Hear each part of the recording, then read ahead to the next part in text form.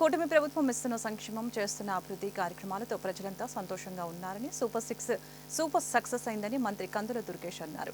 59 మందికి 29.72 లక్షల సీఎంఆర్ఎఫ్ చెక్కులు, ఎల్ఓసీ పత్రాలు పంపిణీ చేశారు. నిడదవోలులోని క్యాంపు కార్యాలయంలో జరిగిన సమావేశంలో మంత్రి కందుల దుర్గేష్ సూపర్ 6 పథకాల అమలు తీరు, నిడదవోలు సమగ్ర అభివృద్ధికి తీసుకుంటున్న చర్యలపై మాట్లాడారు. సంక్షేమ అభివృద్ధి కార్యక్రమాలని సమపాలనలో అమలు చేస్తున్న కూటమి ప్రభుత్వంపై ప్రతిపక్షం చేస్తున్న దుష్ప్రచారాన్ని తీవ్రంగా ఖండించారు. అంతకుముందు ఎంపీడీఓ కార్యాలయంలో సీఎంఆర్ఎఫ్ చెక్కుల పంపిణీ కార్యక్రమంలో పాల్గొన్నారు.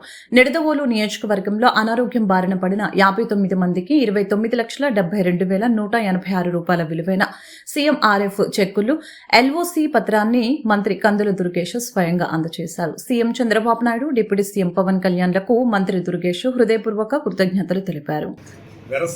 29,72,186 రూపాయల చెక్కులు పంపిణీ చేయడం జరుగుతుంది. ఈ సంవత్సరం మొత్తం మీద ఇప్పటి వరకు 2,44,46,779 రూపాయల కిమ్మత్తు చేసేటువంటి చెక్కుల్ని సీఎంఆర్ఎఫ్ కింద పంపిణీ చేయడం జరిగింది.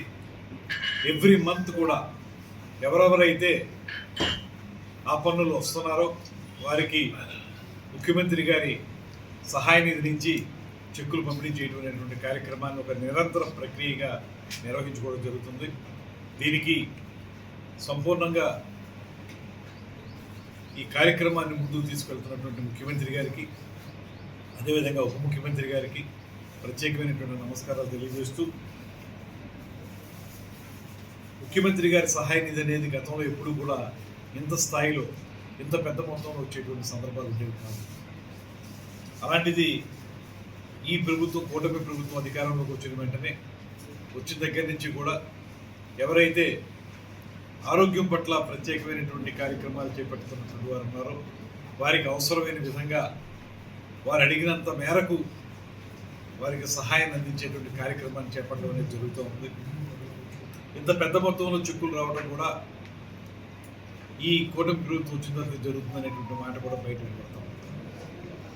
ఇలాంటి మంచి కార్యక్రమాలు చేస్తున్నటువంటి కూటమి ప్రభుత్వం మీద రాళ్ళు వేయడానికి, దుమ్ము వేయడానికి ప్రతిపక్షం వారికి ప్రజల్లో పెద్దగా మద్దతు లేకపోయినా